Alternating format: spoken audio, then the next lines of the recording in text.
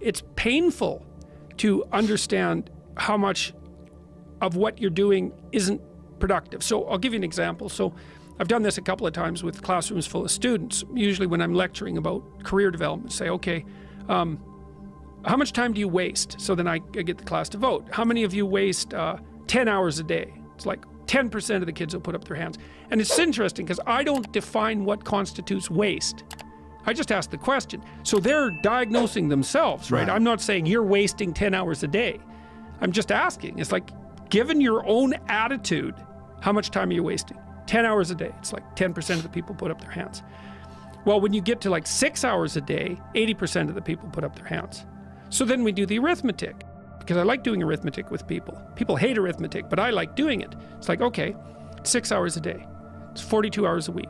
So let's call that a work week, 40 hours a week. Let's say, what's your time worth? You're a university student. Well, it's certainly worth minimum wage, because obviously, but it's worth way more than that, because if you spend a productive hour when you're 20, then you gain the benefits of that hour for the rest of your life. So there's the compounding effect of time spent when we were young.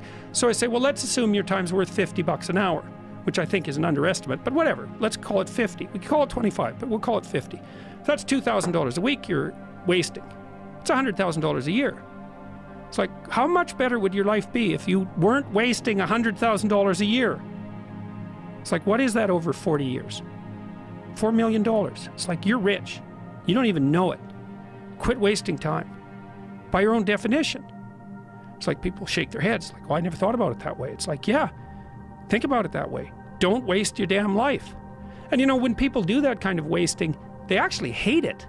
You know, and so they're watching YouTube videos, say, but not ones that are good for them, although sometimes they will do that, but just browsing in that kind of mindless way that you do when you're not paying attention and you're trying to kill time.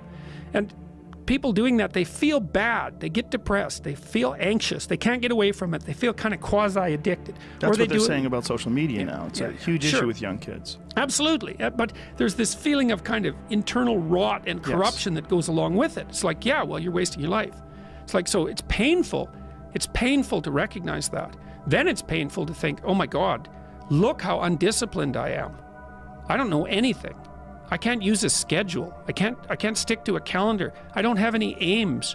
I don't know anything about the world, right? And maybe there's a part of me that's bitter because I haven't got everything already, and I'd just like to say, to hell with it. That's the recognition of the Jungian shadow. It's like, that's what makes you vicious and untrustworthy. All of that. No one wants to look at that, and no bloody wonder.